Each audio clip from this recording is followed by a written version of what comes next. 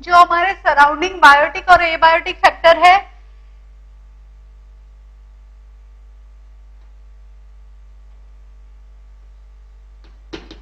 Air, water, soil, land, plant, animal, humans, bacteria, fungi,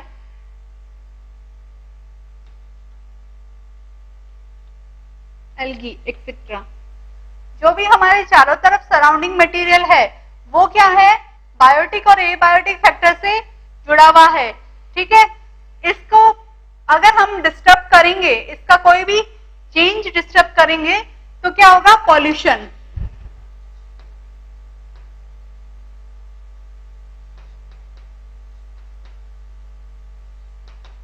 human की population जैसे जैसे increase होगी,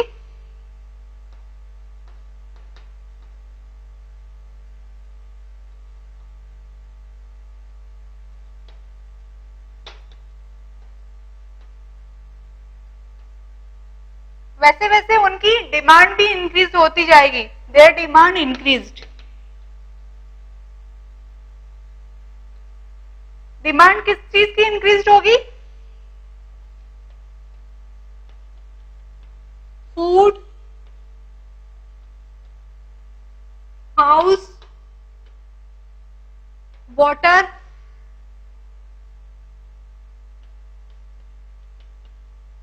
इलेक्ट्रिसिटी।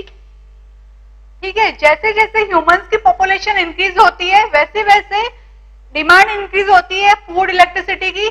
तो वो ह्यूमंस क्या करते हैं, डिस्टर्ब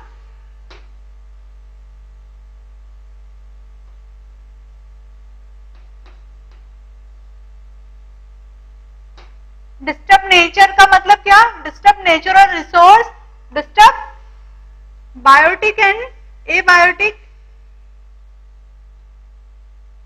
environment।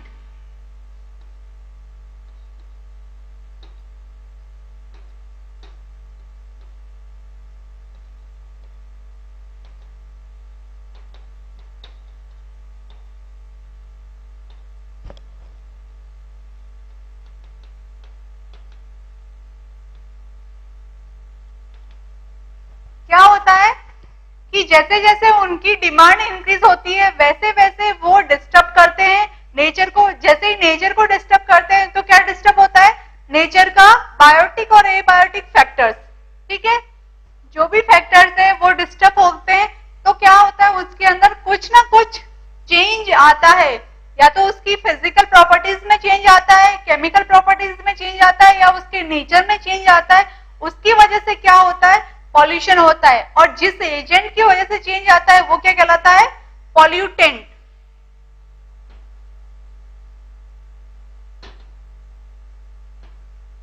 पॉल्यूशन क्या होता है, any change in a physical chemical properties of environment, air, water, soil, etc.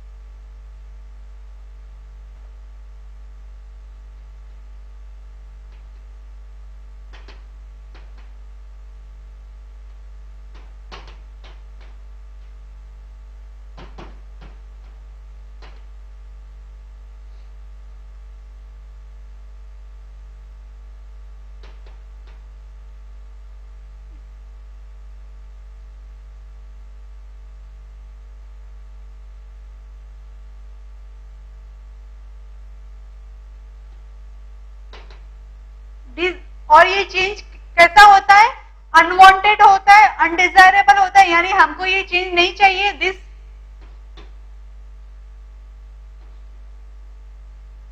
change is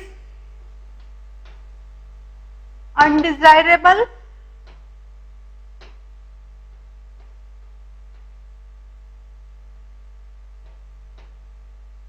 unwanted,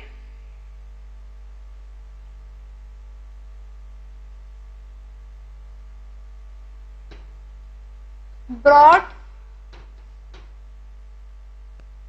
through, brought through का मतलब है किसके द्वारा लाया जाता है, brought through pollutants,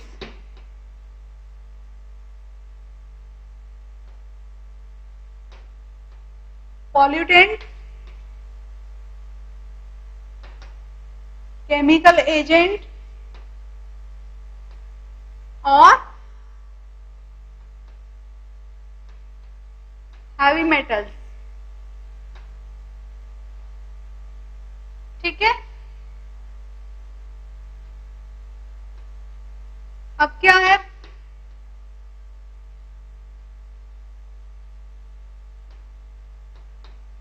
पॉल्यूटेंट क्या होते हैं, पॉल्यूटेंट यानी ऐसे एजेंट जो पॉल्यूशन करते हैं, जो कोई भी चेंज लाते हैं, एजेंट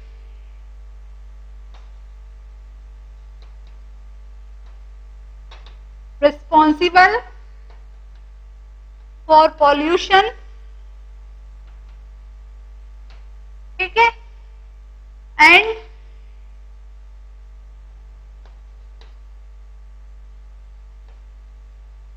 any undesirable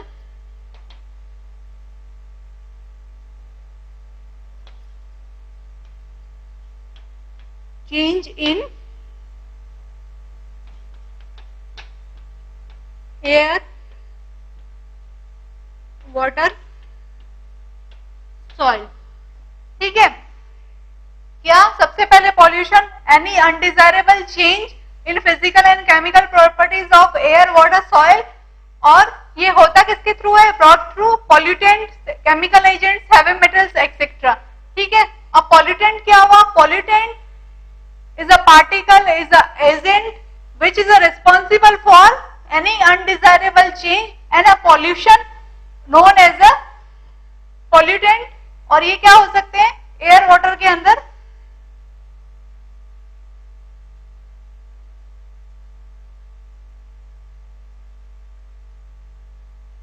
पॉल्यूशन कितने तरीके के होते हैं,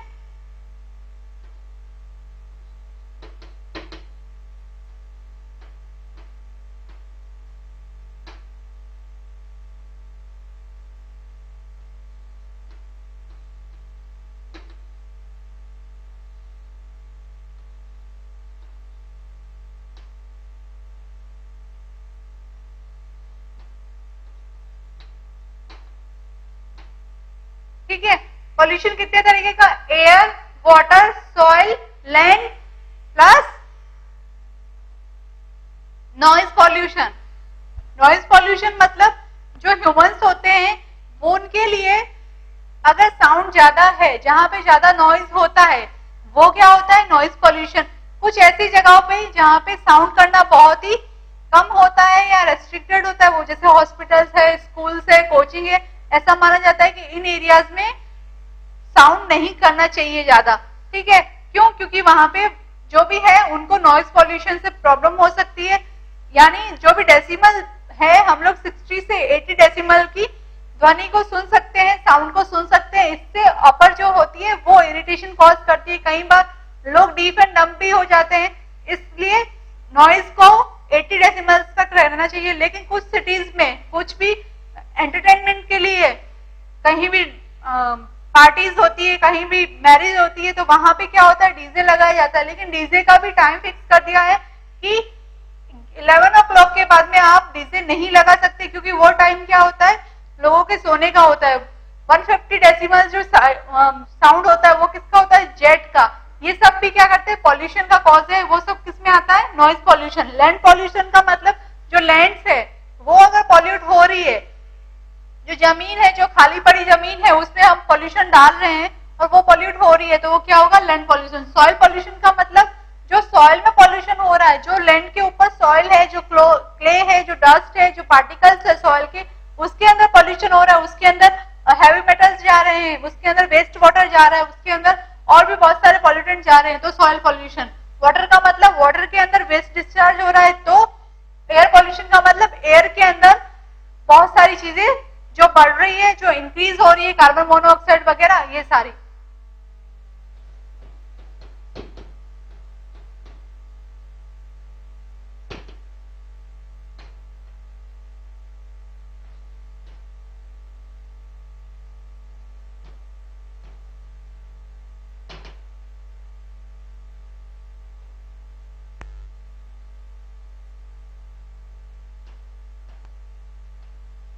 एयर पॉल्यूशन क्या होगा? Any undesirable change in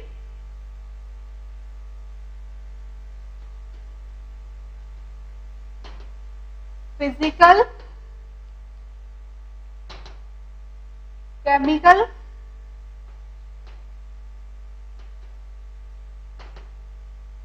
properties of air by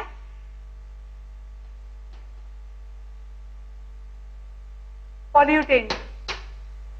ठीक है,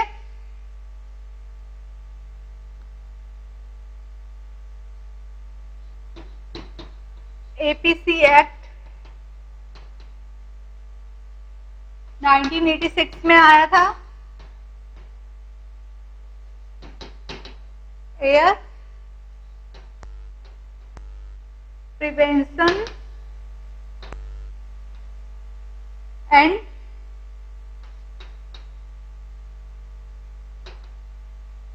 पॉल्यूशन कंट्रोल। ठीक है, एपीसी एक्ट जो है 1986 में आया था, जिसमें कहा गया था air prevention and pollution control. इसको बनाया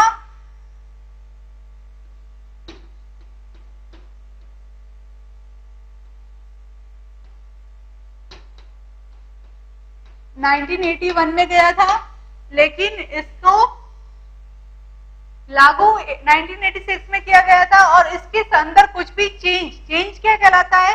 कोई भी कॉन्स्टिट्यूशन है, कोई भी एक्ट है, उसके अंदर चेंज या उसके अंदर कोई सुधार जो किया जाता है वो कहलाता है अमेंडमेंट। अमेंडमेंट जो हुआ था वो 1987 में हुआ था।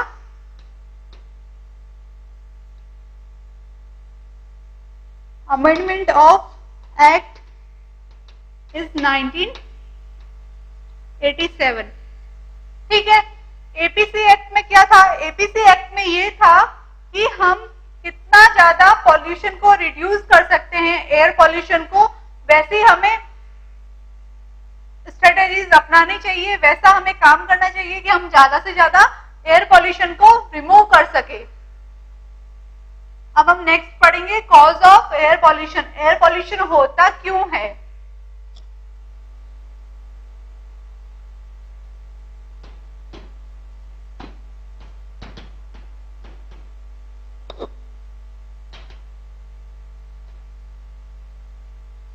कॉज ऑफ एयर पॉल्यूशन, किसकी वजह से एयर पॉल्यूशन होता है? हम बहुत अच्छे से जानते हैं कि एयर पॉल्यूशन के लिए हमारे ऑटोमोबाइल्स, हमारे व्हीकल्स, हमारे फ्यूल्स, ये सारी चीजें क्या है, एयर पॉल्यूशन के लिए रिस्पॉन्सिबल है।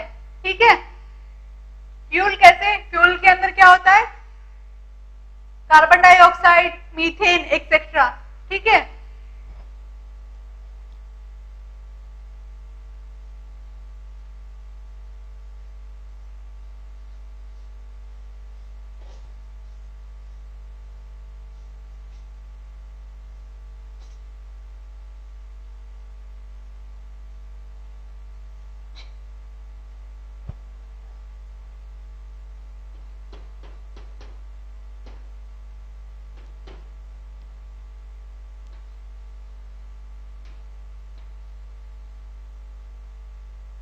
एटमॉस्फेयर है हमारा, जिसमें प्योर गैसेज है,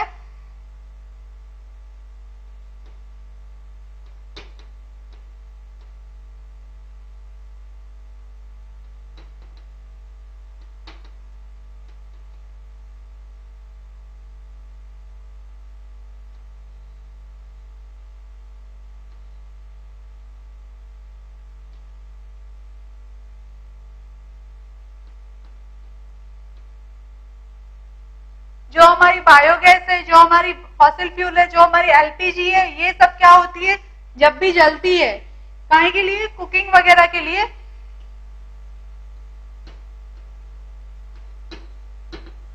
कुकिंग बर्न, तो क्या निकलता है इनसे?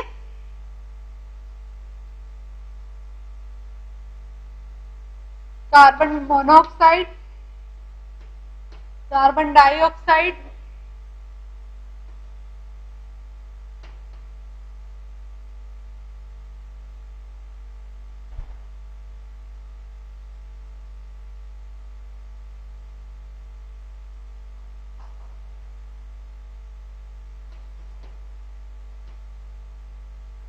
मीथेन, ये सब कहाँ जाती है? एटमॉस्फेयर में। ठीक है,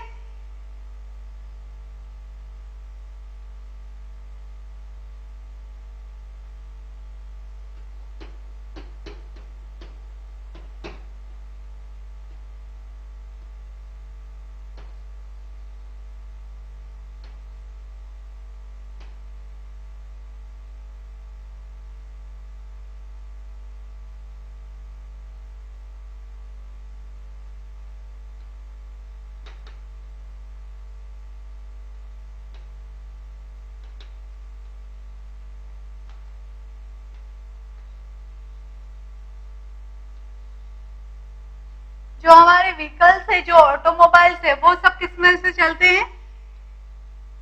पेट्रोल से।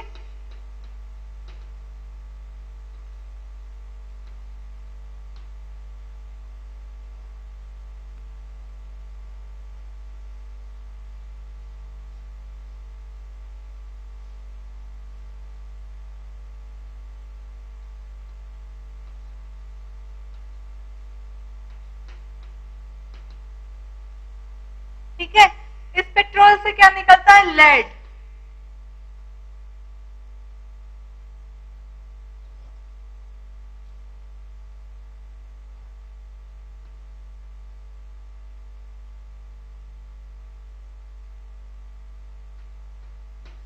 PB, sulphur, CO. ठीक है, ये सब भी कहा जाता है? एटमॉस्फेयर में। ये फर्स्ट रीजन है, ये सेकंड रीजन है, थर्ड रीजन,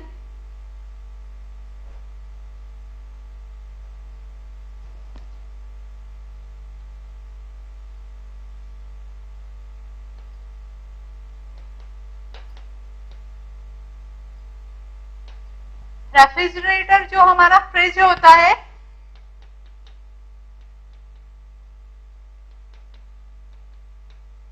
उसके अंदर कौन सी गैस होती है?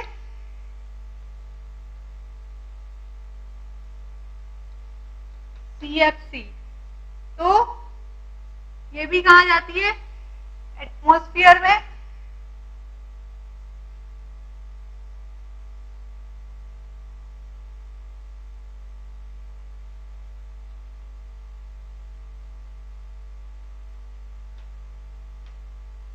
जो बसेस चलती है, जो ट्रांसपोर्ट सिस्टम है, ट्रक, ये सब किससे चलते हैं? डीजल से।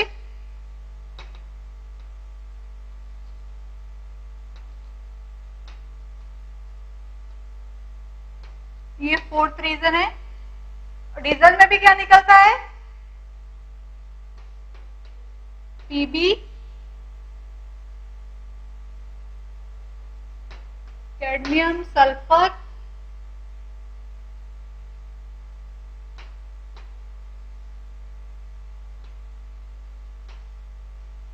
ये सब भी कहा जाता है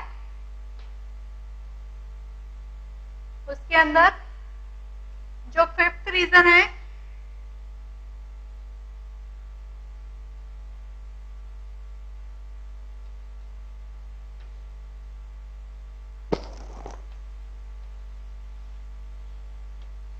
chemical industries,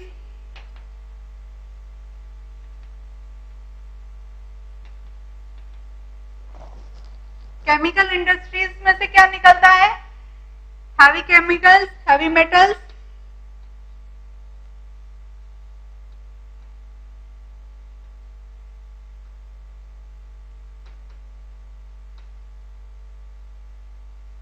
metals, dust,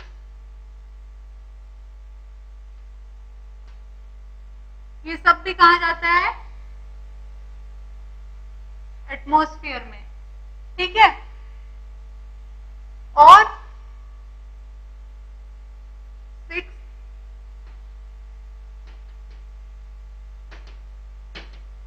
fertilisers,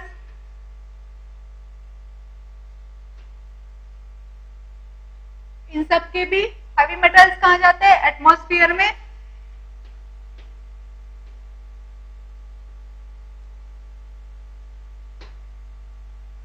ठीक है, तो इस तरीके से इतनी सारी impurities one by one atmosphere में जाती है, तो क्या कॉज करती है?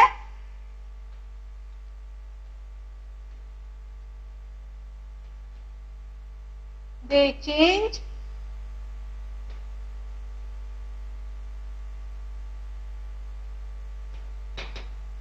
Air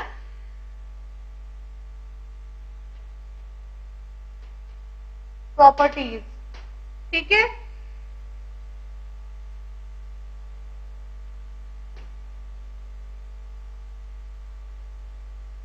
they cause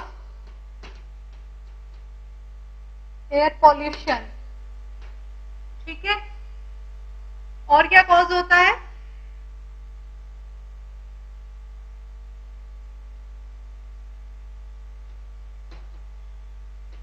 global warming,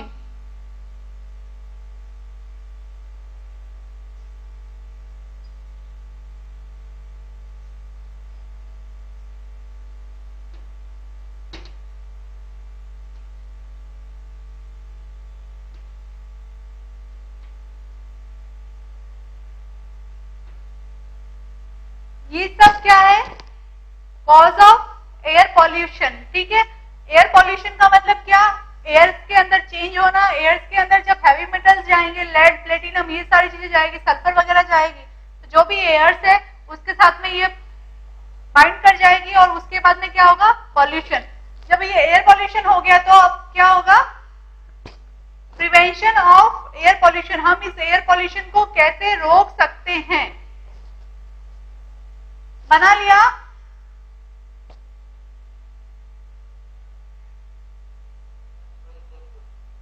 ठीक है।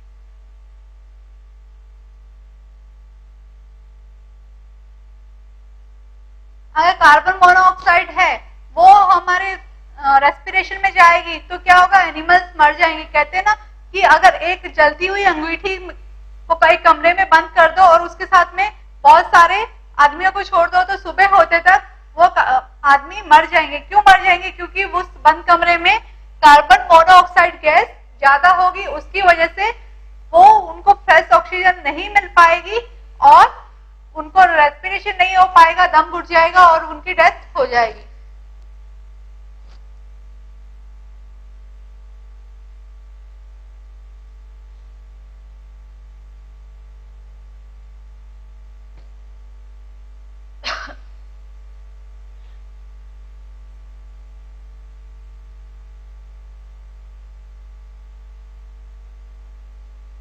इनके साथ में हैवी मेटल्स के साथ में हाइड्रोकार्बन्स भी निकलते हैं।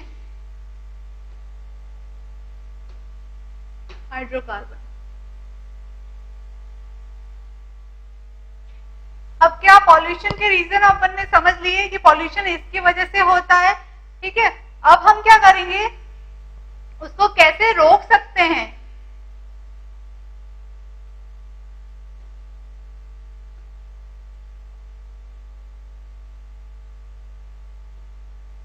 प्रिवेंशन और प्रोटेक्शन और कंट्रोल ऑफ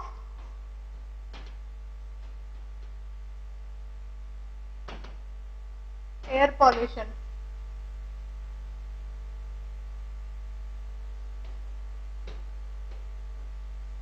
मेथड फॉर हम एयर पोल्यूशन को रोक रहे हैं, उसको प्रोटेक्ट कर रहे हैं या उसको कंट्रोल कर रहे हैं, उसके लिए जो मेथड यूज होते हैं वो क्या है?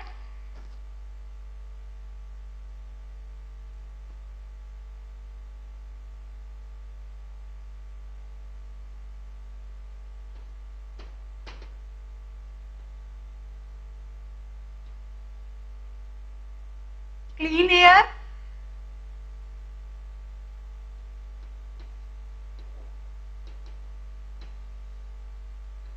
प्लांट्स। अगर हम प्लांट्स लगाए कहां पे? Road side,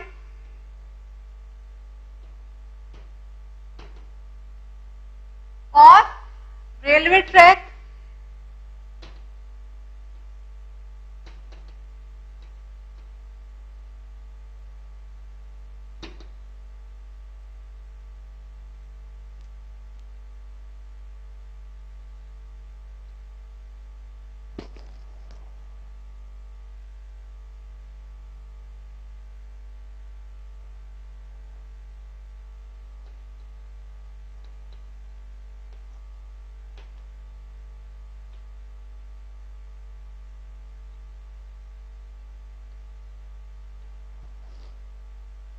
propagation of plants का मतलब क्या?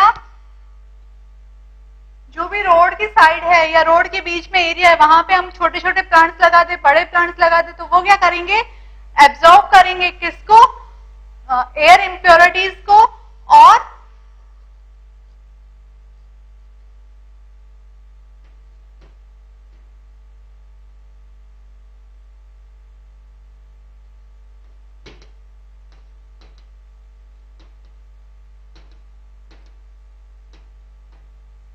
प्लांट क्या करेंगे? एयर इम्प्योरिटीज को एब्जॉर्ब करेंगे और क्लीन एयर को इन्वायरमेंट में देंगे। CO2, sulphur, nitrogen etcetera. ठीक है, प्लांट किसके? और फॉस्फेट, इन सबको प्लांट एब्जॉर्ब कर सकते हैं।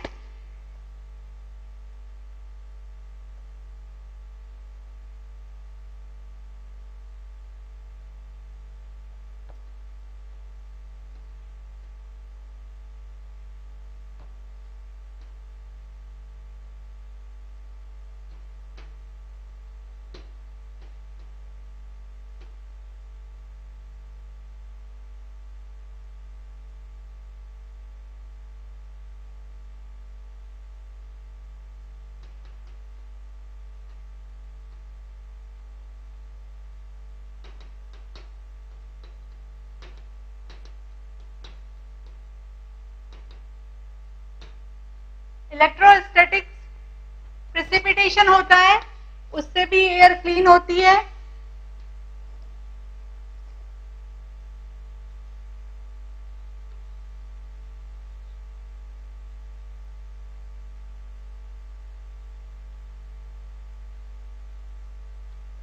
डस्ट पार्टिकल्स,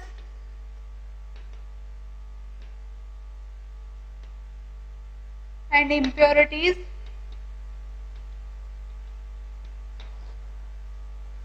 ठीक है,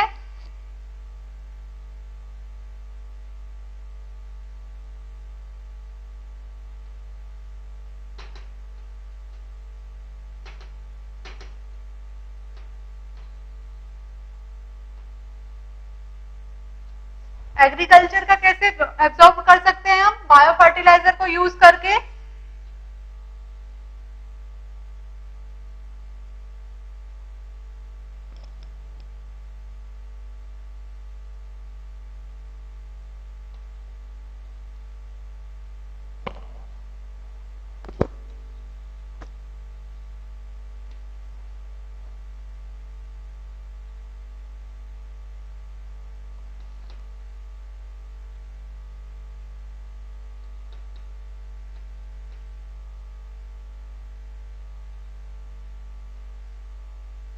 बसेस वगैरह हम CNC से चलाए, CNC गैस से। और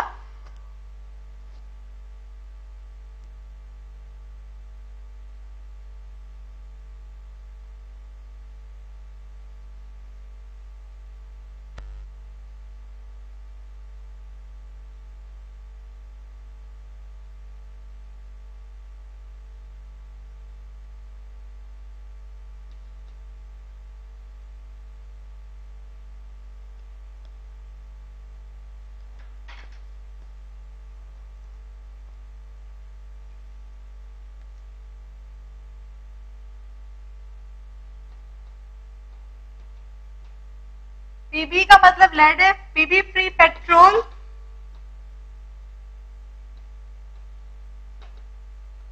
एंड डीजल।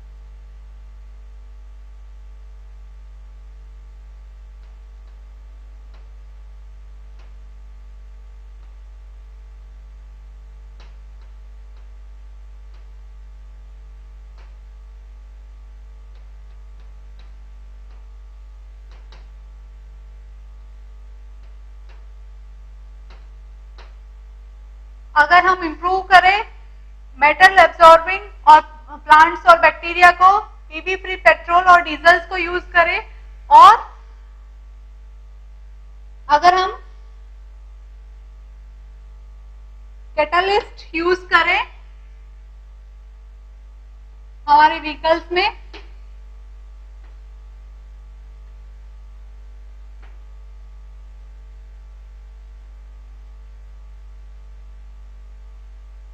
तो यहां पे क्या CO, सल्फर, पीबी,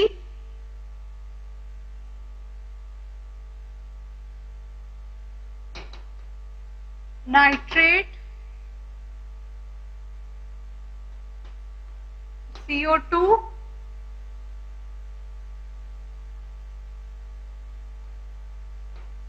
एक्सेट्रा जो है उनकी कंसंट्रेशन कम होगी इसके थ्रू,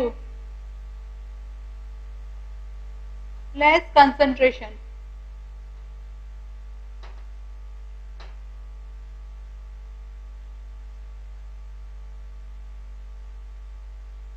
जो कैटालिस्ट है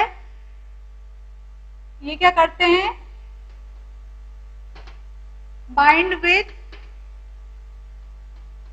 पीबी,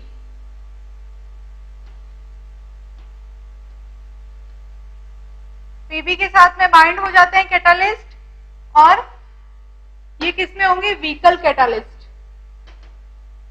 जो हमारे ऑटोमोबाइल्स है, जो हमारे व्हीकल्स है, उसके अंदर बायो कैटालिस्ट लगा ले हम, जो कि प्लेटिनम के साथ में बाइंड हो जाते हैं। रोड साइड में हम प्लांट्स लगाए, इलेक्ट्रोस्टैटिक्स प्रेसिपिटेशन करें, बसेस ट्रक्स को CNC से चलाए, पीबी फ्री पेट्रोल या डीजल यूज करें,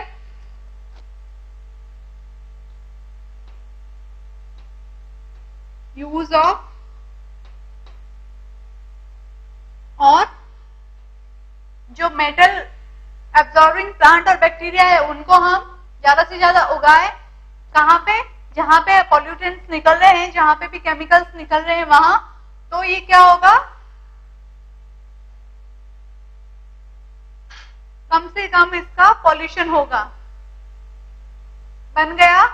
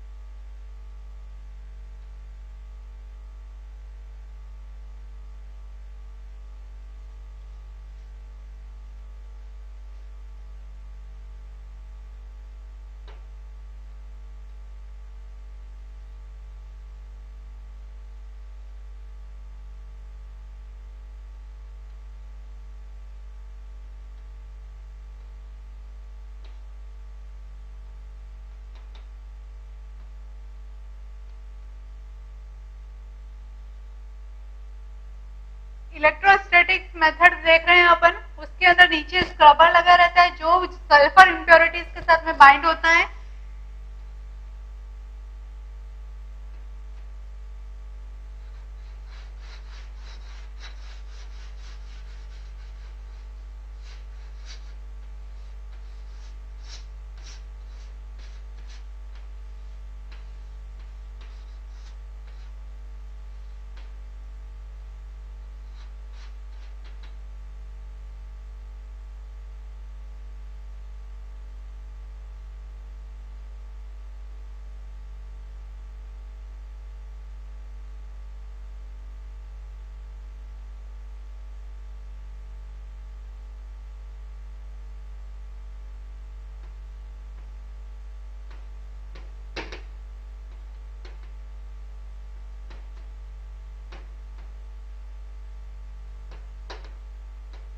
एयर इम्प्योरिटीज है,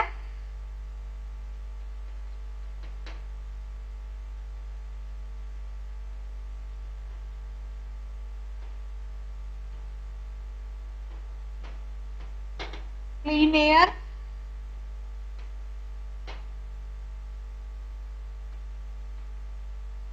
वाटर,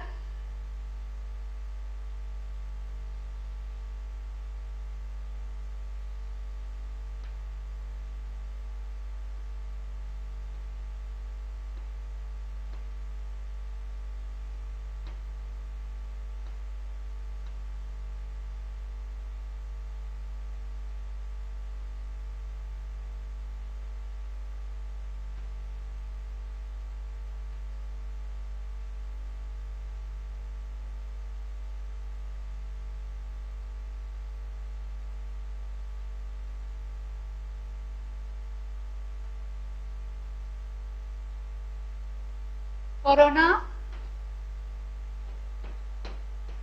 फ्री इलेक्ट्रॉन।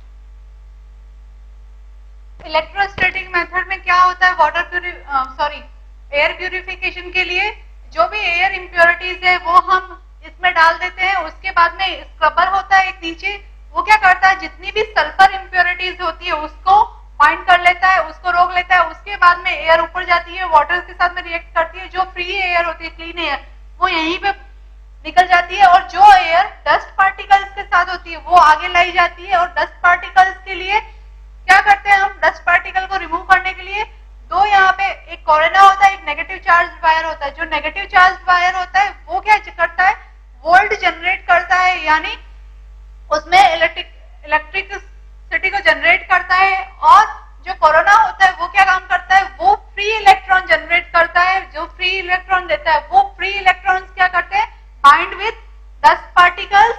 और जो डस्ट पार्टिकल्स है वो अगर कोरोना के साथ में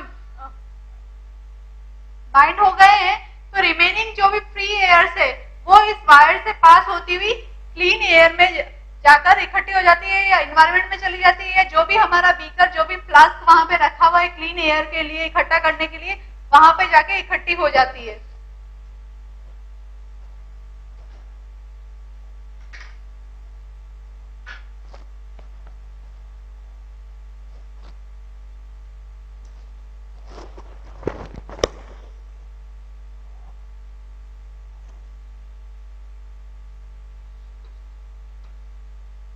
जो सीएनसी होती है ये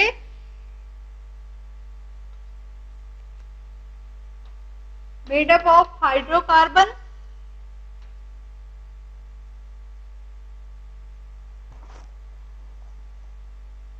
compressed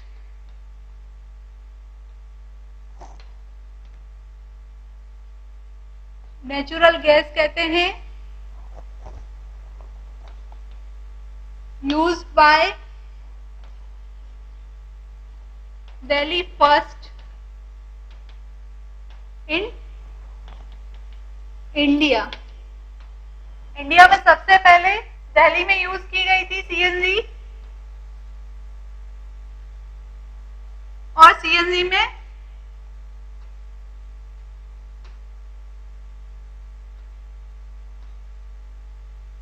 less PB and dust.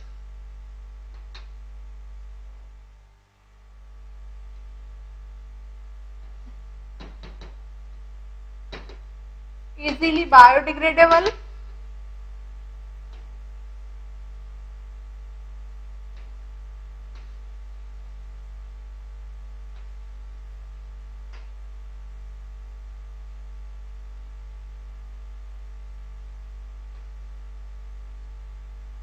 reduce 150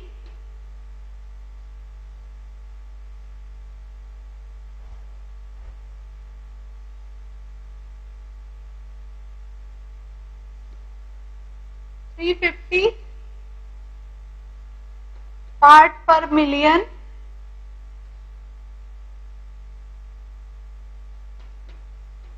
PB in petrol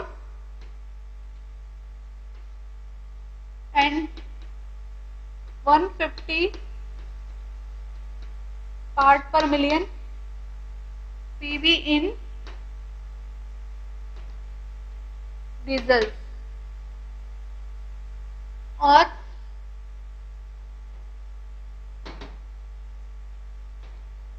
vehicle catalyst जो है वो है प्लेटिनम,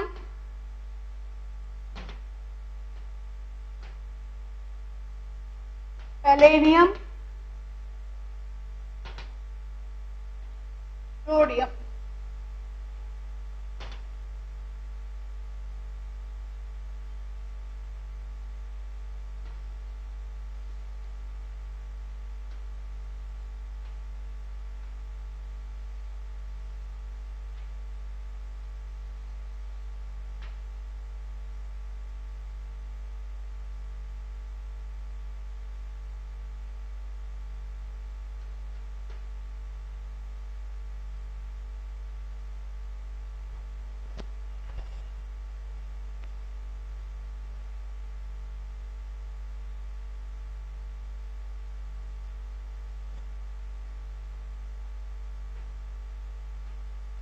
Pb sulfur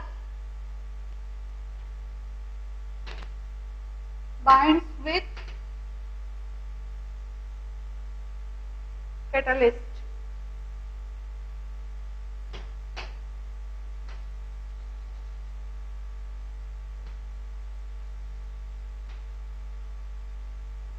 जो ऑटोमोबाइल्स में जो व्हीकल्स में कैटालिस्ट लगता है वो क्या होता है? पैलेडियम, प्लेटिनम या रोडियम। ये क्या करता है? जो भी व्हीकल से निकलने वाला लेड होता है या सल्फर डाइऑक्साइड होती है, सल्फर ऑक्साइड होती है, जो भी सल्फर होता है उसके साथ में बाइंड कर जाता है।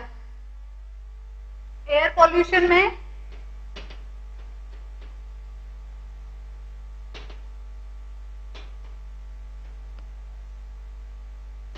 Delhi 4th number of 41 metro cities.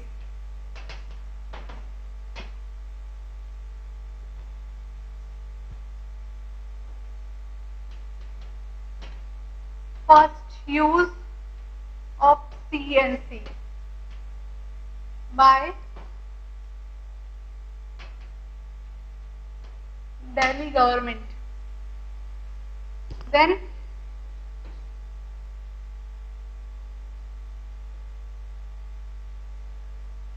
Bangalore, Surat, Pune,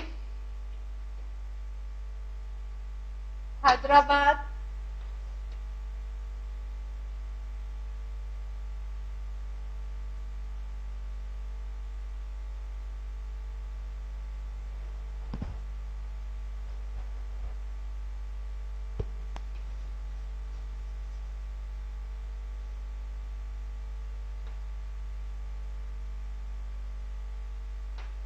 Mumbai,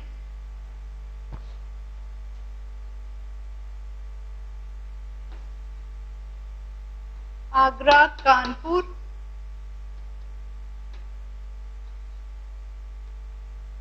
Chennai, Ahmedabad,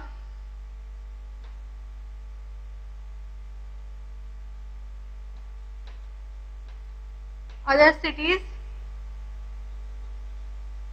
also using CNG. First use of CNG by Delhi government. Government, ठीक है। और उसके बाद में किसने यूज किया? बेंगलोर, सूरत, पुणे, हैदराबाद, मुंबई, आगरा, कानपुर, चेन्नई, अहमदाबाद और दूसरी सिटीज, ये भी अब सीएनजी गैस यूज कर रही है।